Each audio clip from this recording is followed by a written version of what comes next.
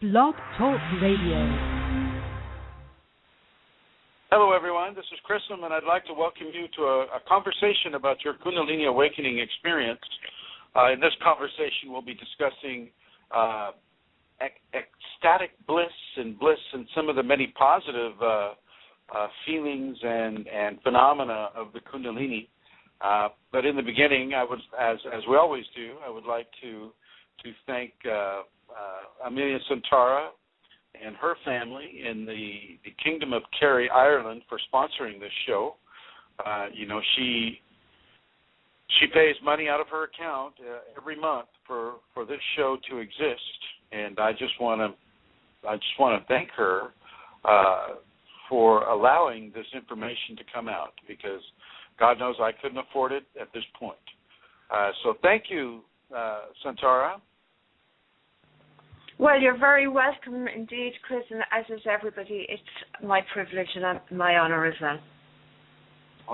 Well, once again, we all thank you for this.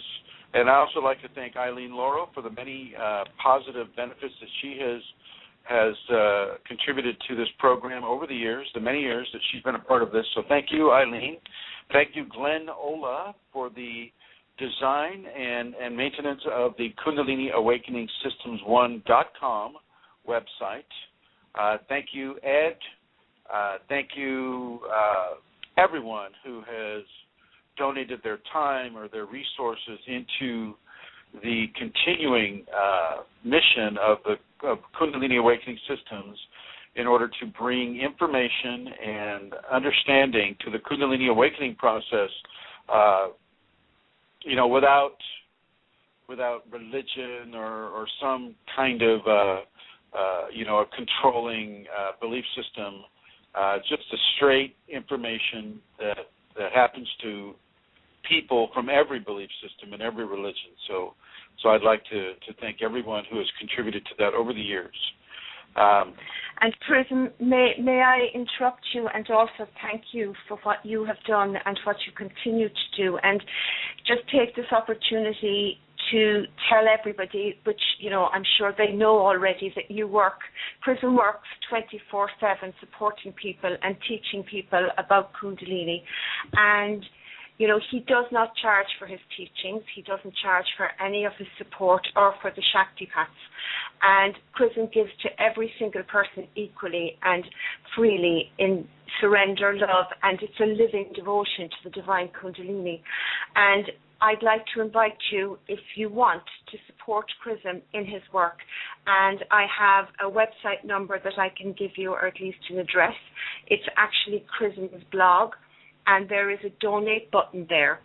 And when you donate to Chrism, you're supporting him in his work, and it's also a lovely act of service for the benefit of everybody who receives from Chrism the teachings and the support that he gives.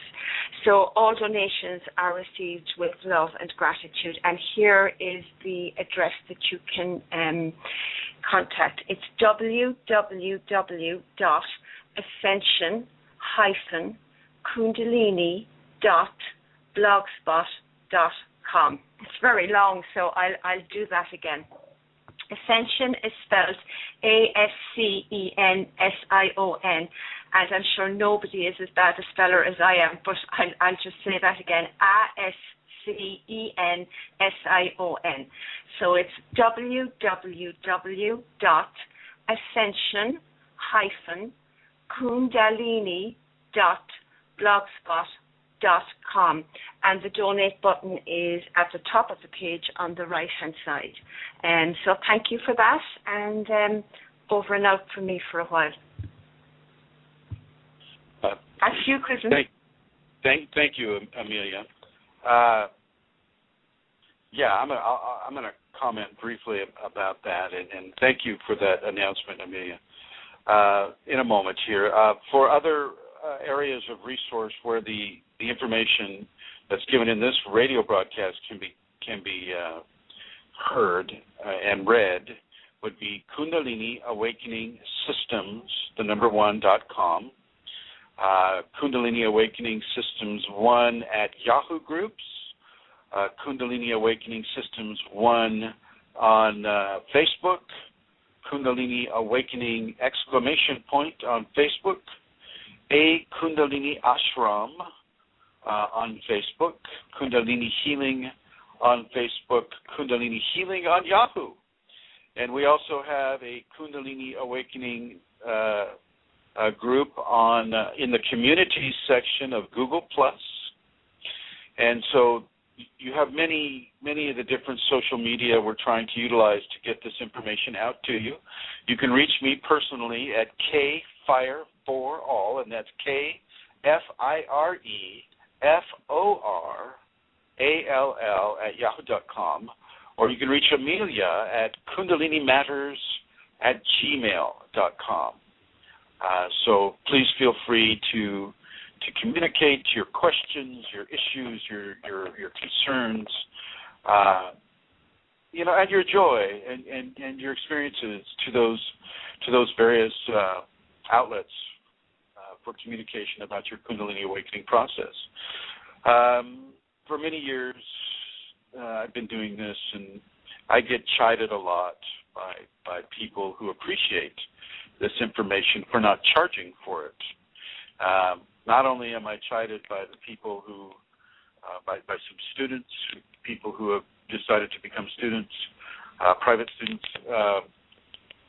but also by other Kundalini teachers, because they feel that what I'm doing underscores their, $5,000 entrance fee for receiving, their Shakti pod or their teaching or their system of bringing Kundalini into a person.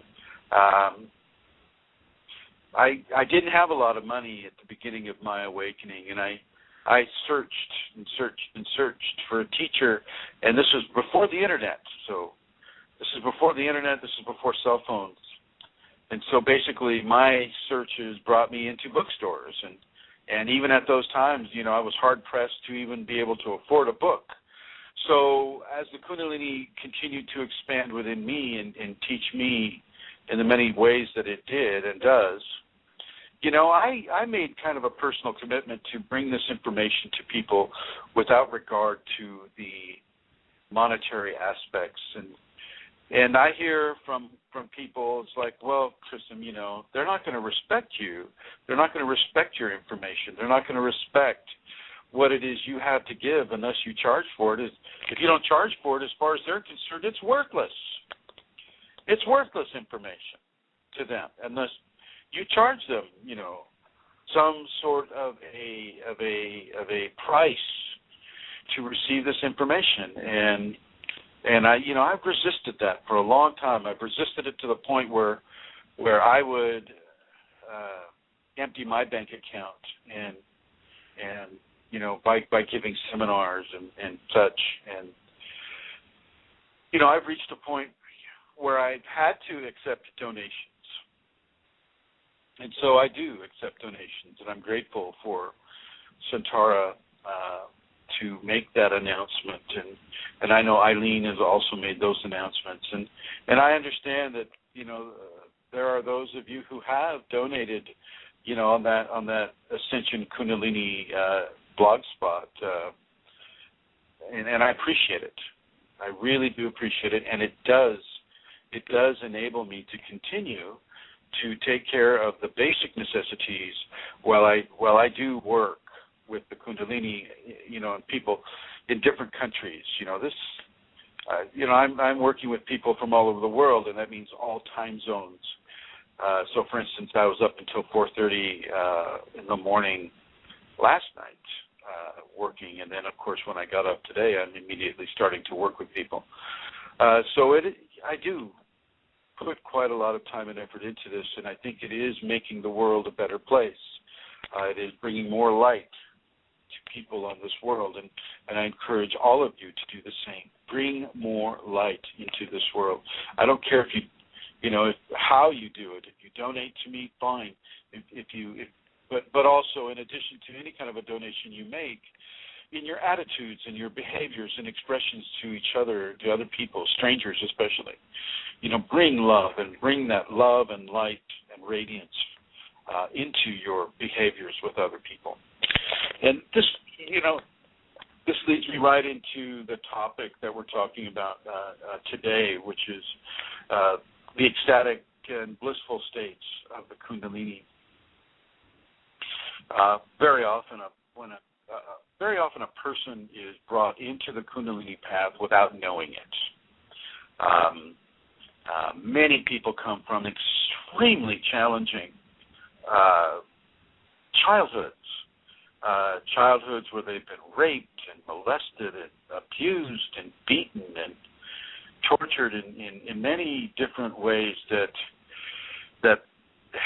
the refinement mechanisms of karma can bring to a person. And it's difficult. It's very difficult. There are many scars and there are many lesions of memory and harshness and pain, confusion and fear that a person can attach to based upon what has occurred to them in their childhood and the early aspects of their life.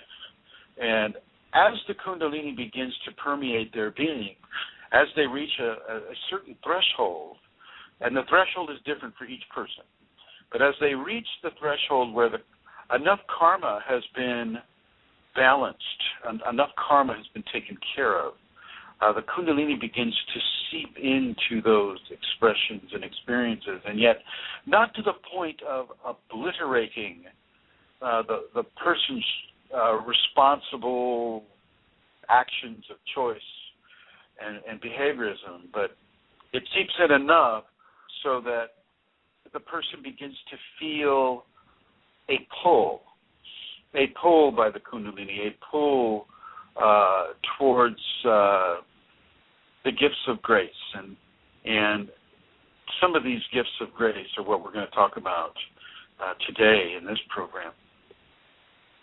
The gifts of grace at the very, very early onset of Kundalini can be just a desire to be of service for other people, a desire to be of service in the many ways that a person can by helping little kids, helping elderly people, helping people in need, people who cannot help themselves, helping little animals, helping the environment, helping to the flowers to grow and the insects to thrive. I mean, helping mother, quote unquote, nature, which we all know as to be the feminine aspect of the Kundalini. And so as we in this early area of the process, the Kundalini awakening process, become drawn into the expression of giving aid and assistance to other people, so do we open up levels of our heart that can allow us to put aside the terrible, terrible, terrible experiences and karmas of the early childhood and the raising of the person. Now, this is not about everyone. Not everyone had a terrible, terrible childhood, and then the Kundalini comes. Much of this is dependent upon the karma. Actually, all of it is dependent on the karma when we're talking about early childhood experiences. Okay, when I was a child, as far back as I can remember, and I can remember amazingly far back, and I'm not going to go into that, but I can remember very, very far back. As the veil of forgetfulness is placed over a person as they come into life on this world and in the body that they're in, aspects of karma will remain with them.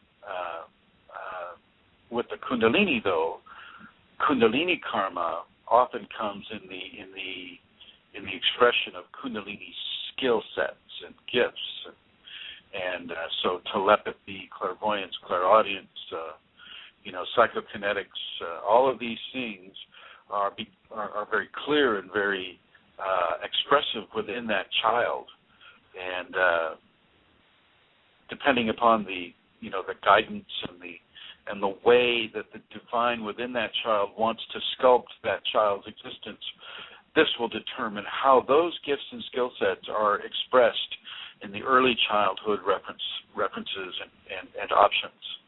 And so as the karma, whether it's good or whether it's challenging, flows into that person's life, and that person begins to make choices based upon that karma, this will begin the process of that pull I was mentioning earlier, the pull of the Kundalini to begin to refine more and more and more into its preeminent emergence within the individual.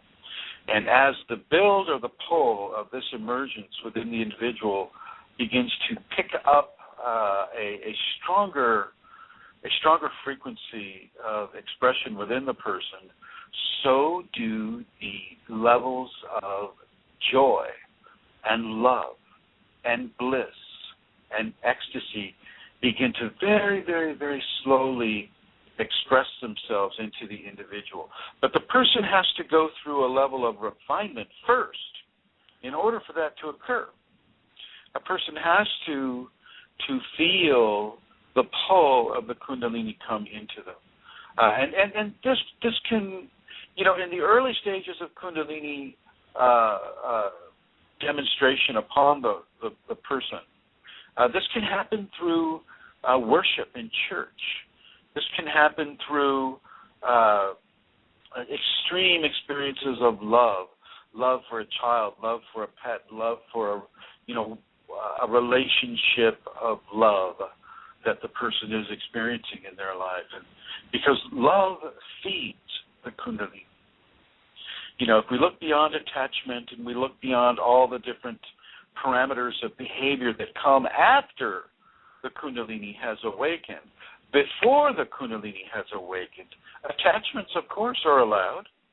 Attachments, of course, are even fostered and even given into the individual so that they can begin a process of refinement towards the awakened state. And then once the awakened state is attained, those attachments are encouraged to fall away. Okay. So once again, we have the sine wave. We have the sine wave of attachment, peak of attachment, and then falling off of attachment into a valley of non-attachment. Okay.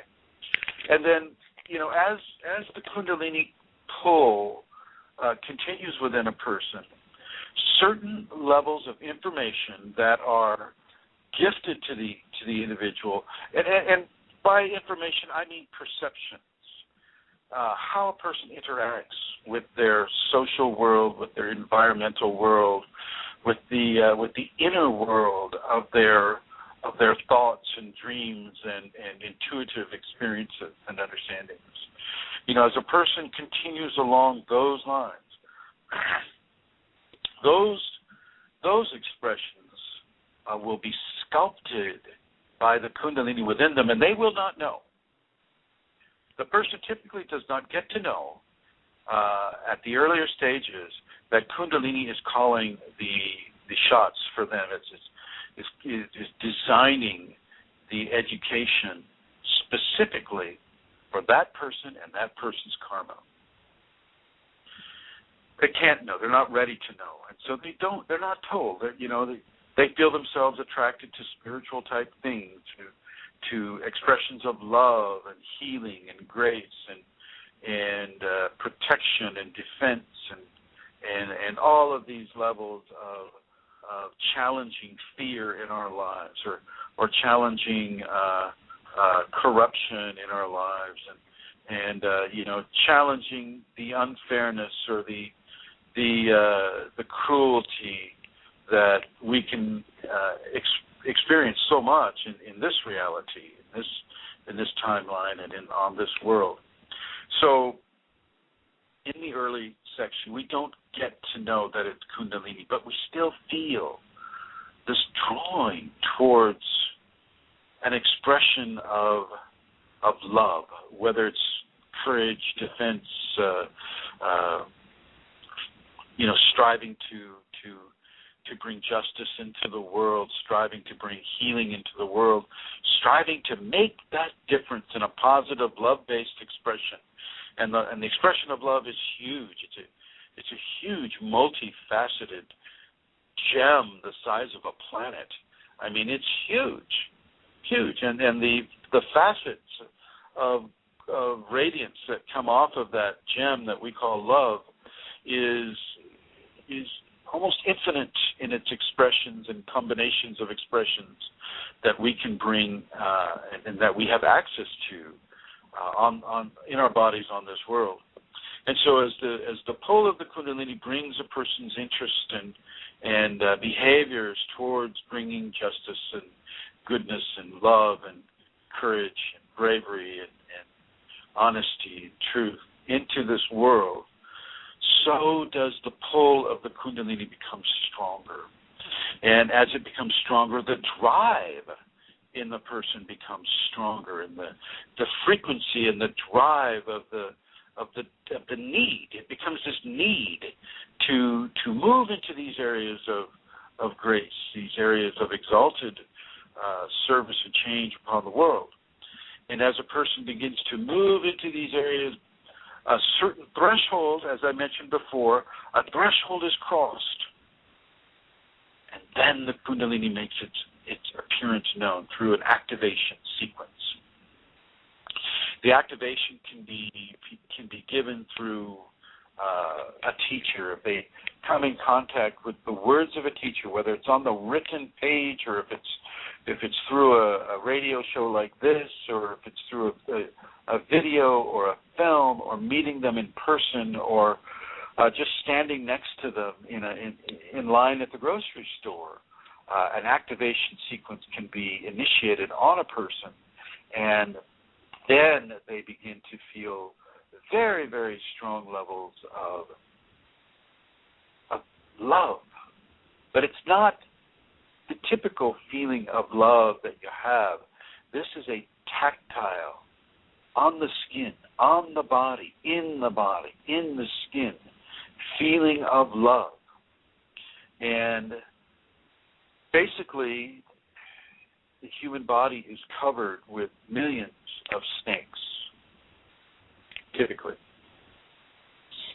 Typically, every human body is covered with millions of snakes. And these snakes we call hair. And the hair follicles, and these little serpents. When the Kundalini bliss begins to rise in a person, it'll rise in different areas for each person, but there are some typical spots where at the base of the spine and bottoms of the feet, the legs, and the torso. Depending upon the customized experience the Kundalini is giving to you, will determine where the hair follicles really start to become excited. And as these hair follicles become excited, they begin to move. Each one moves in its own way. And this is the feeling of electric ants or little snakes moving on the body. Well, it's literally the hair follicles. And the hair follicles are just like the human spinal cord. And inside of the spinal cord, there's a channel called the Chitrini channel. That's Chitrini, Chitrini channel. And as the energy of the Kundalini begins to move up this Chitrini channel, which is about the width of a hair, but a long hair, definitely a long hair, because it follows the length of the spine. As the energy moves up the Chitrini channel, this is what gives rise to the many different undulations and movements that the individual goes through with regards to kriyas, with regards to emotions, with regards to the feeling of tactile levels of pleasure and love. As the hair follicles on the body begin to vibrate and move automatically due to the activation sequence reached in a Kundalini awakening person or activated person, levels of goosebumps, what we call them in the English language, goosebumps and vibrations and waves of pleasure begin to oscillate through the human system. And literally, at times, it can feel like a wave of energy just actuates along the hair follicle sections of the body. But it's not just one little hair that's doing it. It's like many of the hairs are doing it. And as it really gets active and strong in its expression, all the hairs will do this.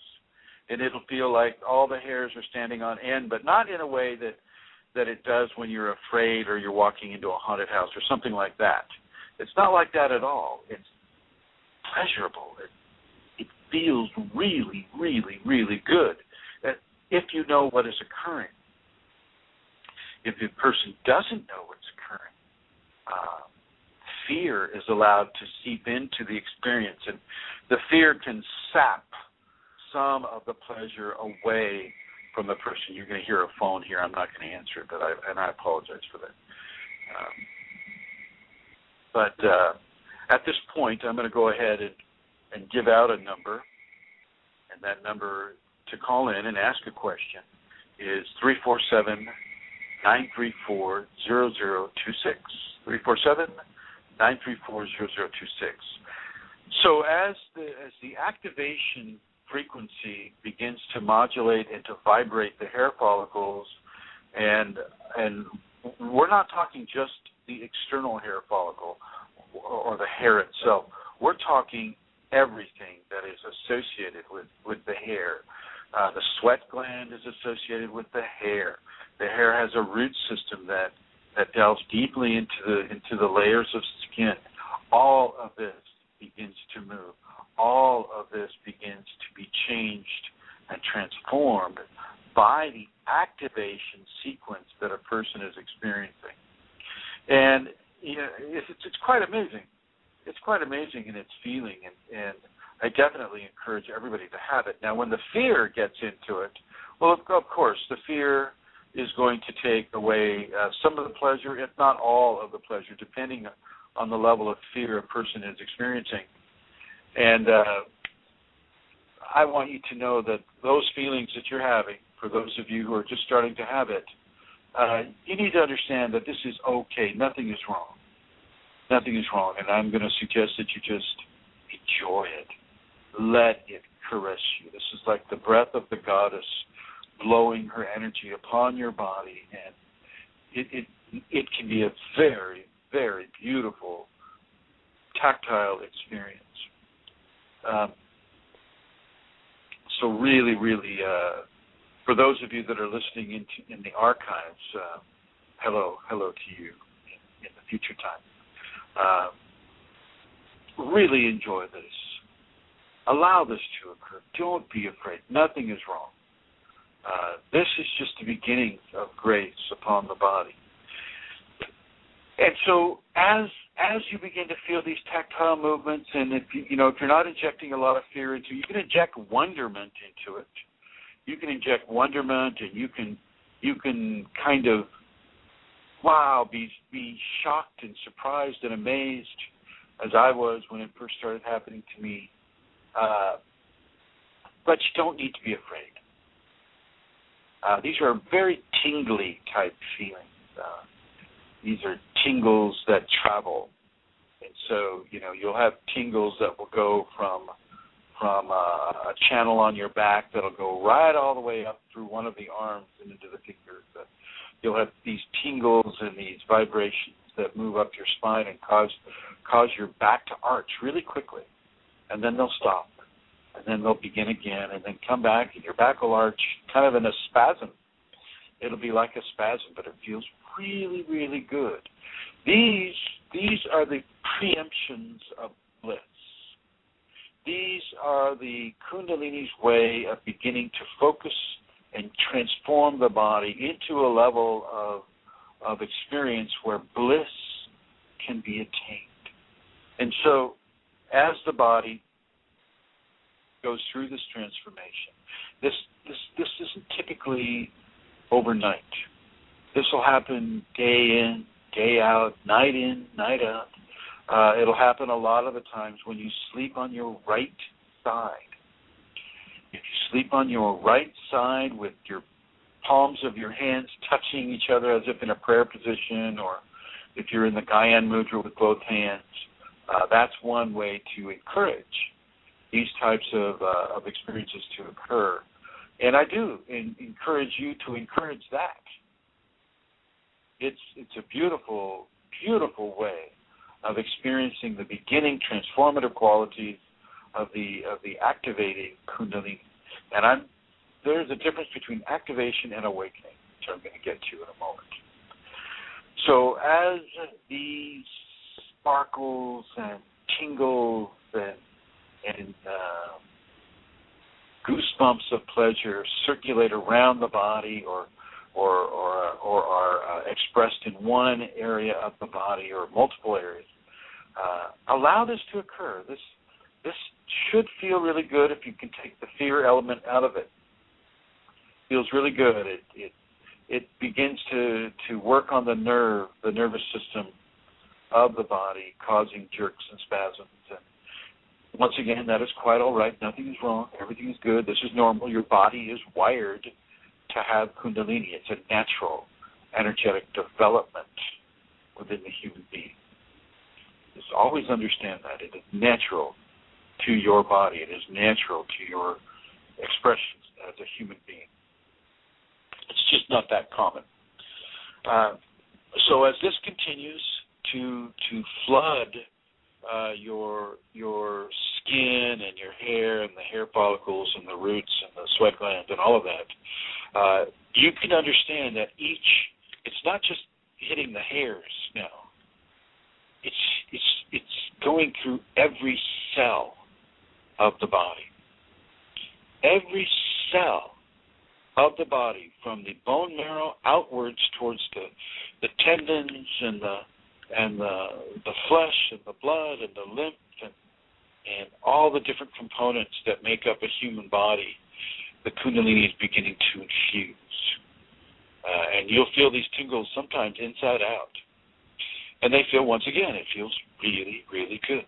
Sometimes it can feel like a shock to the system. There are certain areas of activation and awakening that will come across as an electric shock. I have had these, and they're quite surprising, actually. But in this case, in the activation to the pre-activation state, you're feeling these swirls and sparkles and tingles and vibrations of goosebump-type energy moving up your limbs and up your spine and up your chest and around your neck and on top of your head and, at the base of the spine, the palms of the feet, the palms of the hand, the tingles in the fingertips and toe tips, everywhere in between. None of the body gets left out in this. This is a very, very, very strong and beautiful level of experience within the Kundalini. And, I'm going to really encourage you to have this, but don't inject fear into it. You don't need to.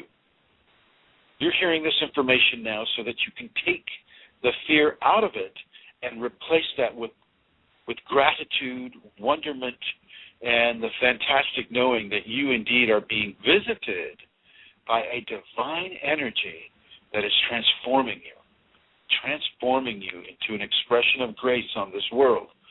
So this is very, very, very important, and a lot of people will gain just by standing next to you in the grocery store line, or the gas store, or the theater. I mean, anywhere that you are, your radiance precedes you and stays there after you leave. So we'll get into this later.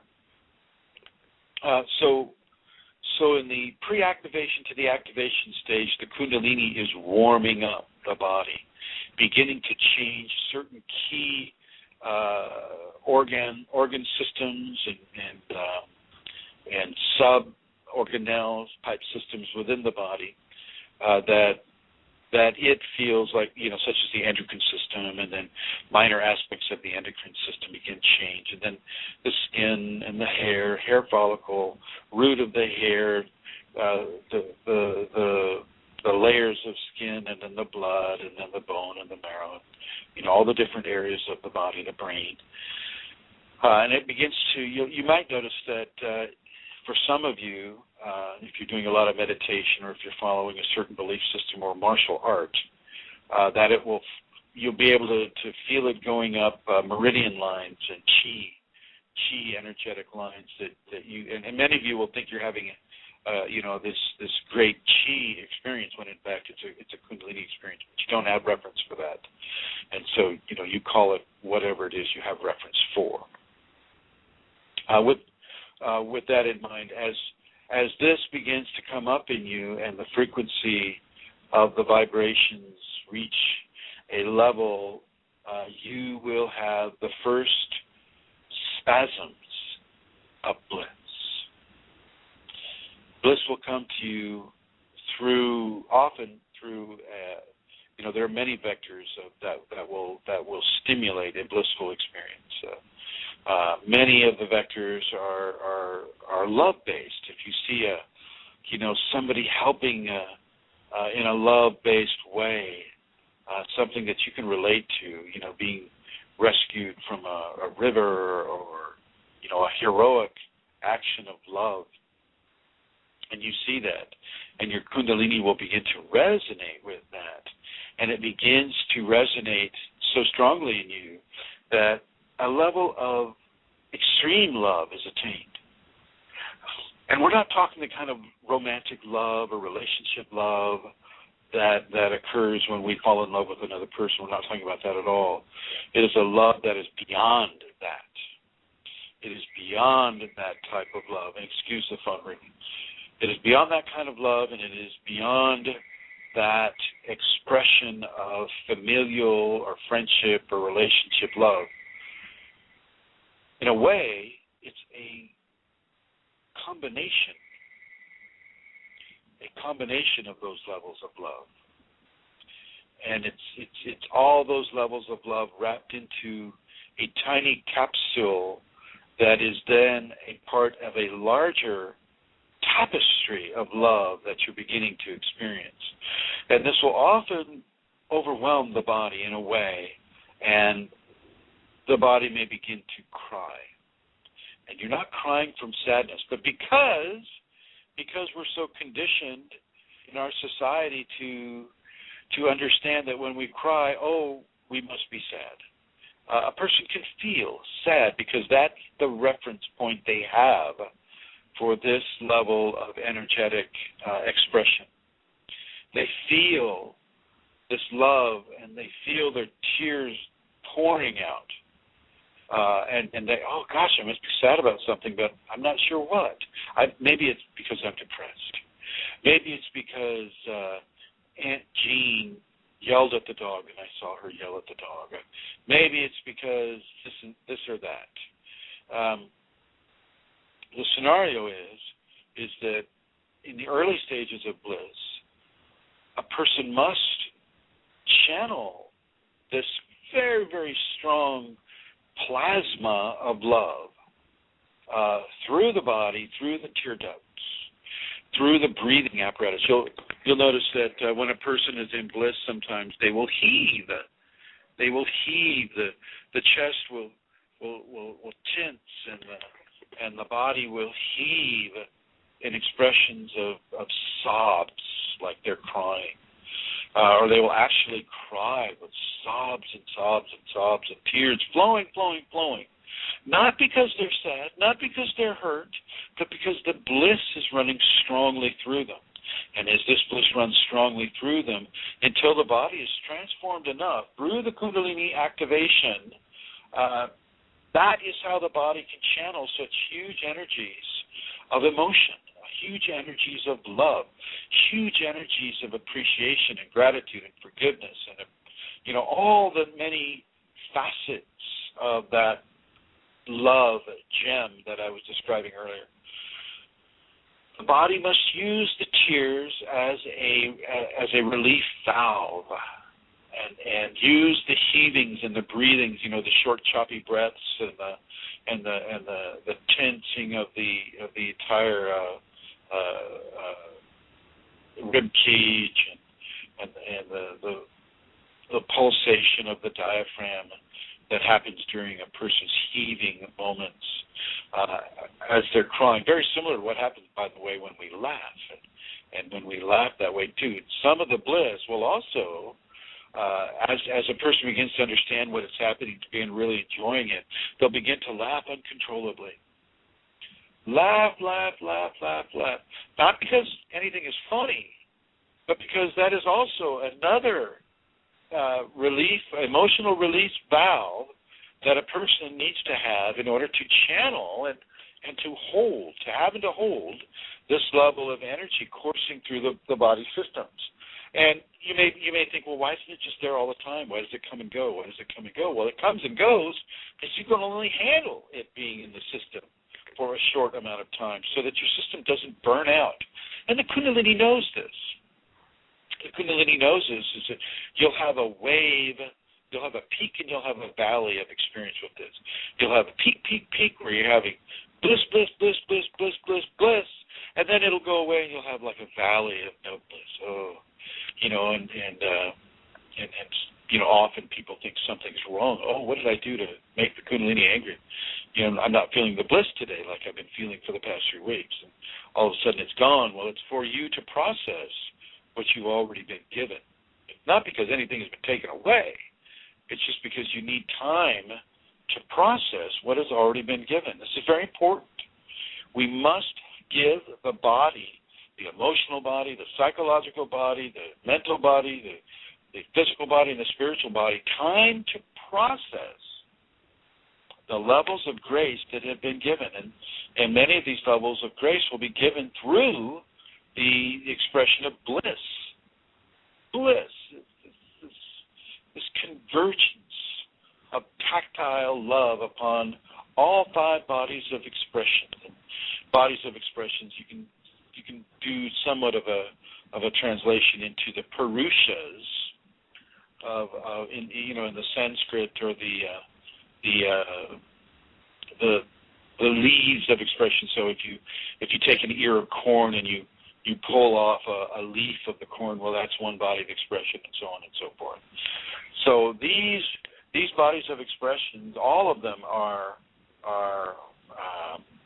taken over by levels of bliss. This is in the activated state. And so then you have the spinal sweeper. Then you reach a level of activation that pushes you over the edge into the next stage of the Kundalini experience, and that is the awakening stage. Now, this is the stage that will never stop. This is the stage that will never go away. This is the stage, to some degree, during the awakening aspect, unless you have a very strong karma pull for it, you have no choice. In the awakening stage, that light never goes off. No matter what, it never goes off. And you are constantly fed, you are constantly sculpted towards a higher and higher and higher and higher level of enlightenment. And I mean in-light-in-ment, M-E-A-N-T.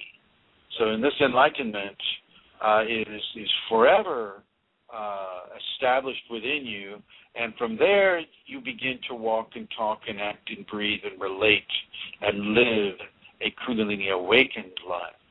And this brings on even higher levels of blissful experience. And these are the ecstatic states of bliss. Ecstasy, most people link ecstasy to the sexual act. Oh gosh, when I had that experience with my wife or my boyfriend or my girlfriend, I was in ecstasy for such and such a time, and my body did such and such a thing. I'm trying to keep this G-rated. And I was in ecstasy for that, however many contractions that was. Great. This is not that. This is not that. This is far, far better than that. This is bliss times 1,000. So the amazing qualities of bliss, where you're heaving and you're crying and your body and your 5 bodies are doing their best to hold on to some of this energy and channel the rest of it. With ecstasy, it's beyond the control of the five bodies. There is no more control. With ecstasy, you reach into areas of bliss that are so strong and so absolute and so complete that you are totally controlled. Unless you've had it for many, many times, you're further along in your awakened process. You can't even walk. You'll have memory loss during the time that the bliss occurred. This sometimes happens to me when I'm giving a seminar. And I ask the Kundalini not to do this, but doesn't always listen to me. Once again, I get the admonition. It's not about you, Mr. Chrism. It's about the people who are here at the seminar. So, surrender to that. And so, of course, I do. I surrender to it. And invariably, during the seminar, I will give a piece of information to people that the Kundalini really resonates with. That specific group of people need to hear this. And so, boom, in that resonance with the information that's been given, I will begin to feel the heart chakra vibrate strongly, and I will feel levels of bliss and then levels of ecstasy begin to be to be given into the body. And I warn people about this. I've learned to warn people about this at the seminar. But I will literally go into an ecstatic state, and I just have to, I freeze. I freeze up, and, the tears are flowing, and everything is, and it doesn't last very long because the Kundalini in me knows I'm standing in front of a group of people giving a seminar. But it also knows that as this level of grace is given through my radiance, these people who are listening and watching and seeing this occur are also receiving the transformative levels of grace that this can bring. So in other words, if you're standing next to a person that is having ecstatic bliss, levels of transformation are being given to you just for being there, just for being in the presence of a person that is going through this. You understand that? So even the radiance that is occurring all the time with Kundalini, there are extreme levels of radiance that can be given through its expression as a level of ecstasy, ecstatic bliss. And this is so very strong. You don't even want to think that you can resist it. I have a lot of different communities, and some of the people in the community say, wow, I've spent years and years controlling my ego and controlling my emotions, and gosh darn it, I'm as strong as it gets now with my emotions. I can stand anything. Go ahead, tempt me. Go ahead, test my emotional control. And what they have no reference for, and what very few people have reference for, is the level of transformation that the Kundalini brings. You don't get to have the kind of control that your ego thinks it has. The ego during an ecstatic, blissful experience is a molecule of dust on the tip of a flagellating micro hair on the human. The ego has absolutely nothing to say about this. It is totally dominated, and so is every other body of expression of the human being as the ecstatic bliss courses through the body. And once again, you can't resist it. It will happen. It will happen. And as you surrender to it, it feels really, really amazing. And people want to know, well, what do you see? What do you hear? What do you feel? Well, you don't go into physical expressions of sensorial intake. You go beyond the physical expression of sensory input, far beyond it. and you become at one with a level of grace that is higher and that is stronger and that is, I'm going to have difficulty finding words to describe. You enter into the body of God, Goddess. You enter into a divine expression, and it is so overwhelming for these 5 expressed bodies that comprise our human consciousness, even our higher mental functioning human consciousness, that everything gets kind of blown away. So, for instance, I mentioned the memory loss earlier on. Your memory goes away. You don't get to form a memory engram, right at the beginning of these episodes. Later on, of course, you can. But as you go into these extremely exalted and cherished and energetically compounded, loving, beautiful, fantastic, amazing states of grace, it overshadows and it takes control away from the body's normal level of sensory input, and so the memory isn't as stimulated like it normally would be. And you just have to surrender the memory. You surrender trying to remember exactly what occurred every step of the way as you entered into the heavenly field for that micro moment. And that micro moment is timeless in a way. Sometimes I've had bliss and I felt like I've been there a very long time, when in fact just a few seconds have passed. And I come out of it and I'm standing up in front of the people and they're just kind of staring at me with kind of a wry smile on their face, going, "Wow, what just happened to him?" And I have to say, where was I?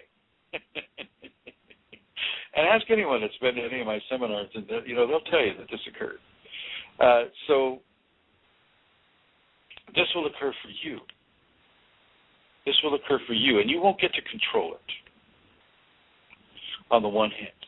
On the other hand, if you surrender completely into your Kundalini grace and you begin to really, really, really flow with the idea and the understanding and the fact of the Kunalini controlling every aspect of your life now, you are not you anymore. You are an exaltation.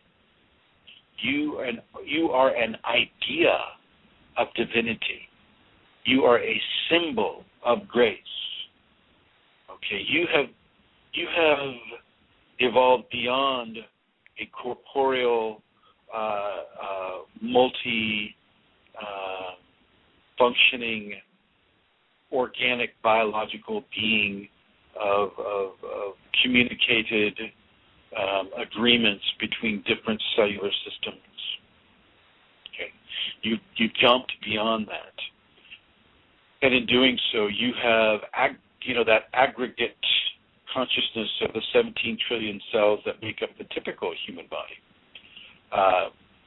That has also been evolved into a different expression of life. So as you have this grace, you begin to have information downloaded into your mind, into your expressive body, your mental body, your emotional body, about what it is the Kundalini agenda wants for you. And so you may feel these amazing levels of forgiveness overcome you. For no reason, you're just like, oh gosh, I feel so forgiving today. Go ahead, cut me off on the freeway, I'm fine. Go ahead, do this or that. I'm going to forgive you no matter what. I am walking in forgiveness because I have been given to do this through the ecstatic state of Kundalini bliss. This is what's happening to me now. This is how I am now. And this can last for weeks. It can last for 5 minutes. It's all depending on what the Kundalini agenda is for you. The length of time is not important because, once again, 5 seconds can feel like five weeks. Okay. time and the linear sense and understanding of the passage of time does not equate within the ecstatic blissful states. A lot of people of a Hindu belief system will call some of these states samadhi or nirvana or these types of states. But even those descriptions, they don't qualify as an accurate description because of the customized and individual level of interaction that divinity has with a single person. People are in different developmental states, and you hear a lot about perfection and this and that, and it's like no. You go beyond levels of what is judged to be perfect. You're beyond that. You're beyond those levels of mental expression or spiritual expression that say, oh, you're this way now. Nobody can be the way that another person, nobody can understand what a person is going through when they have the ecstatic, blissful states occur. It's in very real ways. It goes beyond words, far beyond words. Words are nothing. Words don't even exist to describe this. I'm struggling right now, as you may have noticed, to try to put words to what is occurring in a way that my Kundalini wants it to be expressed to you. As I mentioned earlier, depending on your process with the Kundalini, your individual custom process with the Kundalini will determine what areas of activity or what areas begin to stimulate ecstatic bliss within you. For me, often it's when I'm teaching people. This is kind of what it wants me to do, and so when I'm out there doing that, and I give that kind of information that it really resonates with, well, then you can feel the build. And for me, from my experience with it, you feel it in your heart chakra. I feel it in my heart chakra first, but I know it's coming before I feel it. I know it's like, oh, geez, there, I've done it. The tear ducts begin to fill, and the breathing begins to be altered. Sometimes you have time to warn people that, oh, coming into bliss here, but not most of the time. Most of the time, you just have to kind of turn away and let it run its course. Let it run its course. I'm used to having it happen now so much that I'm good with it. And it's good with me. And I warn the people that if I'm having it in front of people, I warn people that this is what's going to occur. So no worries. And it comes, and I embrace it, and I encourage you to embrace it too. You're not bipolar. You're not schizophrenic. You're not having any kind of a negative thing. It's a very positive gift of grace for the most part, unless, of course, you're injecting fear into your Kundalini awakening experience, and then, of course, it can be massively frightening for people, massively so, and which can really twist a person's five-body mental response to the grace that the Kundalini gives. And that may also be part of their karmic destiny. So, but for those of you who are new to this or who have had this for a while, you know that you have a divine destiny within the awakened Kundalini. You go online and you read all these horror stories about Kundalini. Oh my God, I started moving spontaneously and I couldn't control it. Well, okay, that makes you think you're sick. Oh my God, I started seeing and hearing people that were dead and nobody else was seeing or hearing. Oh, that makes you think you're going crazy. Okay, so for those of you who understand that, oh, okay, Kundalini awakening really is this amazing gift, but it's so strong that our society does not have the reference points for it to understand what is occurring. Then you will get it. You'll begin to understand the Kundalini blissful ecstasy that can come, the nirvana experience, the samadhi experience. Okay, you will begin to understand how this affects you. And one of the major things that I'm really going to encourage you to do in order to have this is to have extreme levels of surrender to your Kundalini. Give your life to your Kundalini. Give control of your life to the Kundalini. Give every expression and every sense of, and every idea and everything you have that you can give to the Kundalini in you. If you have a teacher that is Kundalini awakened and who is, giving you instructions to do this or that, well, you do that instruction because you only have that teacher because of your Kundalini. You see, if you've been having Kundalini awakening activation symptoms, and those activations put you in the presence of a Kundalini awakened teacher, well, that teacher is now part of your process. That teacher is part of your process until the Kundalini says otherwise. That person is part of your process, and you are to partake of the teachings that person gives completely without divergence, without ego-based judgments, without fear, without a lack of trust, in complete obedience to the instruction of the divine within, or you wouldn't be in the presence of that teacher. And as some of my private students will tell you, this brings on levels for students that have been drawn to work with me. This brings on very, very strong levels of bliss, and for some of them, they will have ecstatic bliss. It will close your eyes. It will look like to any outside observer like you're crying, but you're not. You're not. You're just experiencing. Really, you're in surrender, and any kind of a Kundalini teacher who is authentic and who knows about these things will just patiently wait for this to pass. And it can happen with every other expression. So, for instance, I'll be having a conversation with a student, and they'll be saying, "Okay," and I did this, and boom, bliss takes over them. And I just wait. And sometimes I'll say, just let it happen, let it occur, don't resist it.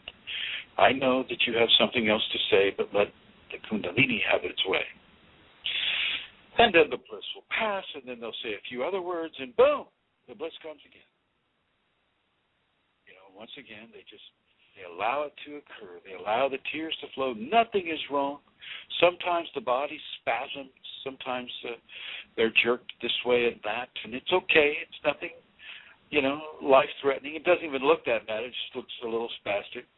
And they come through it, and they'll say a few more words or express another aspect of their experience, or they'll be taking an instruction from me, and boom, it hits again. Okay? So this can be a very, very recurring theme as you develop your levels of surrender. And surrenders are basically, you may be wondering, well, what the heck is surrender, Chris? I mean, you're saying this whole thing about surrender. What surrender really is giving up the authority that you have over your life's choices to the Kundalini.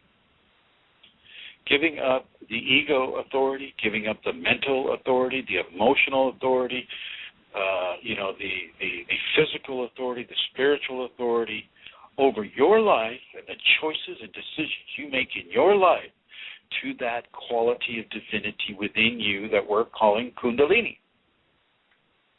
This is what it means.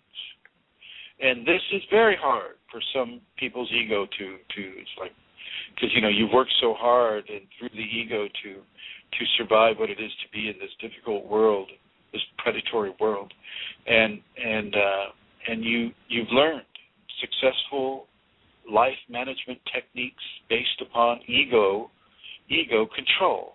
And here this guy with his salt and pepper beard is saying, "Hey, you got to give all that up now." It doesn't fit well for everybody. I understand that, but I'm still going to encourage you to do it. Really do it. Don't give in to ego-based excuses. When you surrender, you begin to foster a conscious nurturing of the divine nurturing that is happening within you. So the transformation that divinity is making within you is being nurtured not only by itself upon your body, but now by your conscious support of that nurturance and transformation upon your body. This is huge. This is a huge agreement that you make with your Kundalini to help it change you, to help it transform you. And as you get with a teacher, you get with a certain level of books, Gopi Krishna or any number of, well, there aren't that many books out there about what I'm talking about. I guess Gopi comes as close to it, and even then he doesn't give instructions so much. I find it hard to find people that give what I'm giving in this way. But anyway, as your Kundalini leads you to specific people to learn specific lessons from, surrender yourself to the Kundalini, choosing that person for you. And from that aspect, surrender yourself to the information that person is giving you. If you don't feel comfortable surrendering yourself to that specific teacher, then don't. Just surrender yourself to the information that teacher is giving. And that can be the same thing in a way. But, as you trust your Kundalini, as you surrender control of your life to your Kundalini, it will get easier and easier and easier. And when I say surrender control of your life, your Kundalini understands that you have kids. It understands that, you've got 4 kids and they're all in different grades of school and they all have to get dressed and they have to have that lunch made and they have to have breakfast and they have to be loaded up in the car or taken over to the bus stop or in some way gotten to their school on time. Your Kundalini understands this. Your Kundalini understands that you have a job to do. You have a job to go to. You have to get up at a certain time. You have to hop in that shower, get your clothes on, your uniform on, whatever it is you wear on. It understands you have to hop in that car or hop on that bus or hop on that mass transit system, whatever that may be. It understands this. It's not going to get in the way of that. It will begin to control how you feel about that. It will begin to control other aspects of your life. It'll control your dreams. And you'll have bliss in dreams that will be directly translated to bliss in the physical. So you'll wake up from a dream having bliss, and you'll be having bliss in the physical body. And this includes ecstatic bliss. When you're having an out-of-body experience, you can have ecstatic bliss. Okay, you can have ecstatic bliss. If you're undergoing a very difficult medical operation, they're cutting your chest open and pulling your heart out and cutting striations in your heart, and they don't know if you're going to survive or not. Your soul, your consciousness can be out of that body, having a blissful experience. When the Kundalini comes to you and begins a dismemberment process, which I haven't talked about yet, during that dismemberment process, you can have a blissful experience. Bliss is used in a many multifaceted way of giving to the human being a level of love and caring and nurturance that goes far beyond what may be occurring to them on a physical, emotional, mental, psychological level. I won't say spiritual because spiritual encompasses, the spiritual body encompasses that type of an experience. So bliss and ecstasy are common denominators within a Kundalini awakening or activated experience. It draws you forward.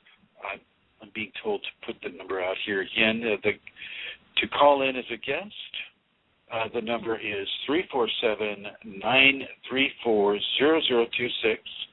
You could call and ask a question about any aspect of your Kundalini awakening experience. The number is 347-934-0026. Santara, do you have any experience of bliss or ecstasy you'd like to talk about? Hi, Chrism. I've been listening to great attention, and I don't have anything to really share. I don't know, but what you have said has been my experience in many cases, yeah. But no, I don't. Okay, no worries. So as the person begins to experience great levels of ecstasy and bliss, so does their process begin to move forward in a greater and more expressive way.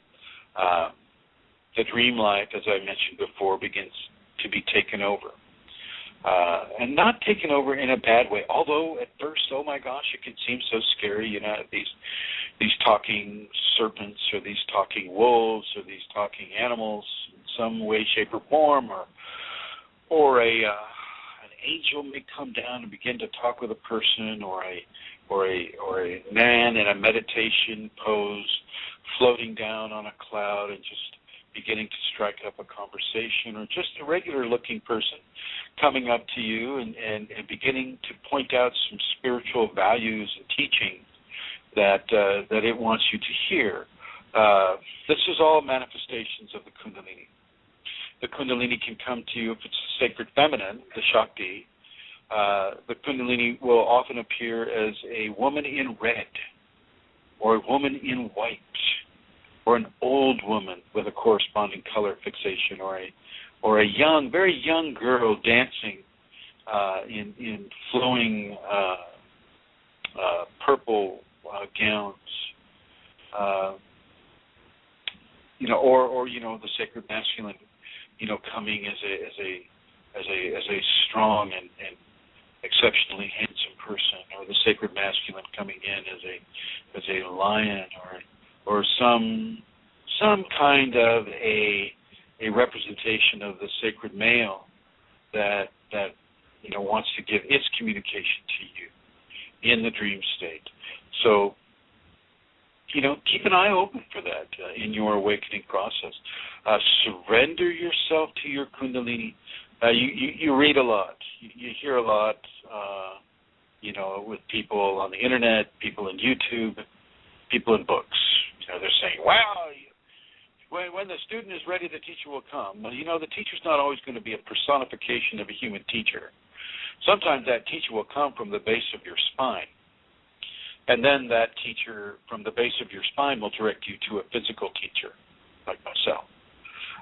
Sometimes the teacher, that is coming will indeed be a physical person teaching a specific knowledge base, but it may be only a portion of the information that the Kundalini wants you to have at that time. So, for instance, it's the way of taking a class. So this is a class. This hour and a half that we're talking about right now is a class on ecstatic bliss.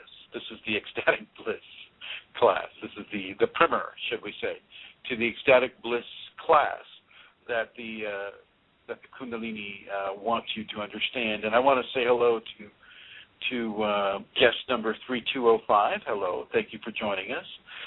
Guest number 2781. Thank you for joining us. Hello, Bashji. Bashji, it's always a pleasure to see you here. And so, some of the guests that I see there on the chat room, I'd like to say hello to you all. Thank you for joining us, and thank you for many of those who will join us in the future with the archives. Kundalini is a timeless experience, and so the very fact that you're there with us in the future is appreciated right now in this time present. Your flow and your grace are felt and appreciated too. With the Kundalini ecstatic blissful states, I have not been able to walk. I get frozen in place. And so my motion is definitely limited, except for the heavings and the sighs and the tears and some shaking that occurs I don't get to walk. I know that Ramakrishna would walk. He could like walk around his students. I mean, he was kind of acting pretty strange, and he looked pretty strange. And they have some extant pictures of Ramakrishna walking. That's Rama and then Krishna, Ramakrishna, and Google him and look at him in a state of ecstasy. Ecstasy is for me. It's so strong for me that I can't walk. I just have to stand. Sometimes I can't even stand. Sometimes I must sit. It'll depend on the Kundalini and what its agenda is for me within the gifting of that exalted state. If I'm up in front of a group of people, then it will have me stand. If I'm laying in bed or sitting in a chair, well, then of course it's not going to jerk me up in a standing position. It'll just come to me within that level. Often you may get bliss when you're driving, and just let it come. Keep your eyes open. If you can pull off, so much the better. Typically, you won't get ecstatic bliss when you're driving. Okay, I always want to come into these areas because, I don't want people to think that, oh my God, I'm going to have ecstatic bliss while I'm driving, and there I go. It's not going to occur. You have to remember the intelligence of the Kundalini itself. It knows you. It knows you're behind the wheel. What you may not want to do is try to consciously stimulate Kundalini when you're behind the wheel. Then you're injecting your ego, expectation, and control and decision and choice upon your Kundalini awakening platform, and that can have disastrous results. I did this once when I was driving. And I've mentioned this before, so I'll only go over it briefly. When I was driving a big car on Highway 12 in Northern California through the wine country, and I had just, it was early in my process, and I had just heard something about the extreme cold that can come, and I just said, okay, fine, here I am driving down this bucolic highway. It's very beautiful highway in a nice car. And I felt safe because, I've driven so many miles that I feel very safe behind the wheel. And I said, okay, bring it on. Let's see. What do we have to do here? Boom. The extreme cold started to build in the between the first and second chakra, and it started to expand up my front channels. And the tactility of it was so shocking and so amazing that I immediately pulled off the road and asked it to go down. I said, thanks, but it's maybe not what I'm driving. And I really encourage you to adopt that understanding. Don't do anything of a meditative or Kundalini actuating quality while you're behind the wheel. And I know that you may have sudden states of absorption happen to you. And this is a form of Siddhic ecstasy. Siddhic meaning an ascended skill, ecstasy meaning a higher vibrational component of that extended, that exalted skill. And so you're mixing bliss and ecstasy with a divine skill. And this happens a lot with healing. With healing, you can begin to go into ecstasy at the time that you're giving somebody a healing. And it can be a very, very beautiful experience. It can also be a very, very powerful healing for the person. But once again, this is a choice that the Kundalini makes. You don't necessarily get to go, oh, okay, let's see who's on my docket here. Oh, yes, I see. Oh, Amelia Centaura. Okay. Well, I think I'm going to give Amelia Centaura an ecstatic, blissful healing today. Okay, Amelia, put on your seatbelt. No, you don't get to do that. You surrender to the Kundalini, and within that surrendering, the Kundalini brings you what it knows you can have. Once again, you don't know as much about yourself as the Kundalini knows about yourself. It knows your karma. It knows your weaknesses. It knows your fears. It knows your strengths.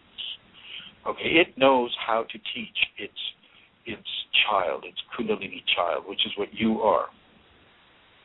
So as you go into telepathy and say you narrow in, the Kundalini has you narrow in on a specific frequency where you're hearing only one person's thoughts out of say a whole mall of thoughts, right? It's being focused into a narrow band communication where you can see and hear, you can see the thought pictures and you can hear the thoughtful inner conversation or inner dialogue that person has about themselves, and we'll say that they're just they're kind of going off on themselves about how bad they are, or how ugly they are, or how inappropriate they are, or how they're really. And the Kundalini said, no, this person needs a little bit of a boost here. Let's go ahead and give it to them. Their karma can have this. They're here in your presence. Therefore, here you go. And as you give that love and you give that healing, or the Kundalini gives it to them through you, you begin to feel that expanded state of bliss. Not necessarily ecstatic bliss, but it's typically the bliss state is typically a really good state to be in when a healing is given. The bliss state is not the ecstatic bliss. The ecstatic bliss is like 1,000 times the bliss state. So you have the three stages of bliss. You have actually 4 stages. No bliss. No bliss is a stage, right? But it's that drawing. So we'll just say the pre-bliss state. Then you have the peri-bliss state where you're just getting little touches of it, and the tingles are going up the spine and up the different trunks of the body.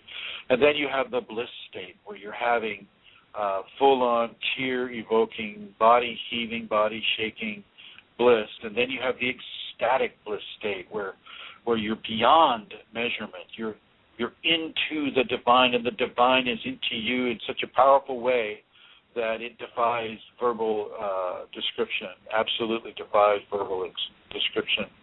So these 4 states of bliss is what I've been talking about today, and which anybody who is having a Kundalini awakening experience can partake of, or is already partaken of. For those of you that are considering or being pulled towards the Kundalini, this is an information reference point for you. Once again, as you experience a civic skill or an exalted skill that comes with the Kundalini, and you're applying that exalted skill in a love-based way, often levels of bliss will be actuated within the person. Some of the healers that I'm training, I will give, I should say the Kundalini in me will give to them an instruction to go into deep, deep, deep levels of devotion before they give a healing. Okay, they go into very, very deep levels of loving devotion to the Kundalini, to their Kundalini teacher. They give very, very strong levels of devotion into that. Then they go into the healing. Boom. That's when the bliss states can begin to accentuate the healing, or actually the bliss itself, and the devotion and the love amplified by the Kundalini will begin to form a healing mechanism upon the person who is receiving it. And some of the people that receive these healings are literally brought to tears of appreciation, tears of reception. It's a very beautiful, beautiful thing to be a part of, and I do recommend any and all of you that are having Kundalini to explore the idea and the application of Kundalini healing. And in this way, I'm going to suggest that you might want to talk with Santara about Kundalini-infused therapeutic touch, KITT, Kundalini-infused therapeutic touch. I think I've mentioned it a couple of times on this in these broadcasts that we've been giving. Once again, I have a few announcements I want to make. The Boston seminar that was scheduled for October has been canceled, so nobody should be signing up for that. As Santara indicated earlier in this program, I would accept and appreciate donations of any denomination that you feel this information is worth to you. The donation can be given at ascensionkundalini.blogspot.com. So if you just go ASCENSION Kundalini KUNDALINI.blogspot.com. You'll see the donate button there, and there's information about the Kundalini on that blog as well, Ascension Kundalini, and I suggest that you partake of that.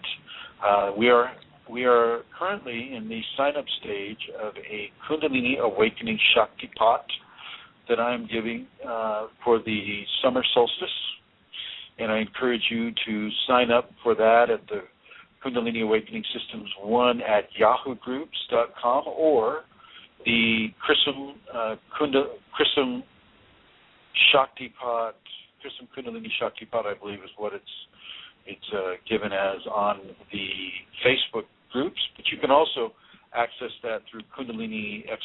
Or Kundalini Awakening Systems 1 on Facebook groups.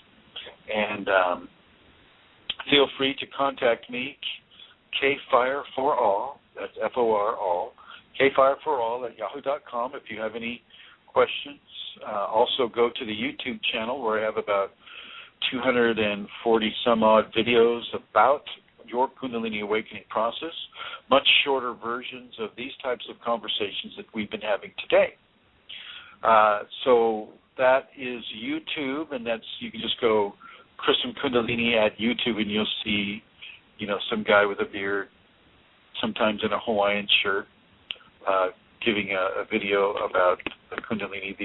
The YouTube channel is Chrism O Kundalini, but the O is the 0, so Chrism 0 Kundalini, and it's like 0 point Kundalini, and you can reach the channel there.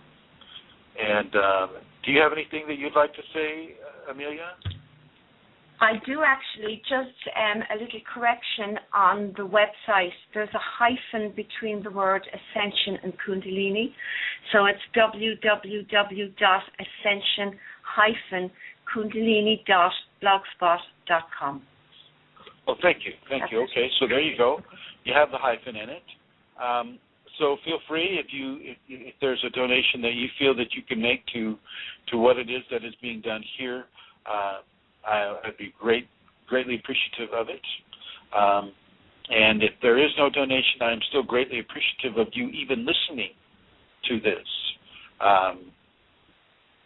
So without further ado, I would like to once again thank Amelia Santara and her family in the Kingdom of Kerry in Ireland. I'd like to thank Eileen Laurel. I'd like to thank Ed and all the private students, that I have, Magdalene and the Northern Woman and a lot of the folks who don't want to be named. I just want to thank you for choosing to work with me and choosing to surrender to your Kundalini. Thank you for listening, and hopefully we'll have another conversation next week. Bye-bye.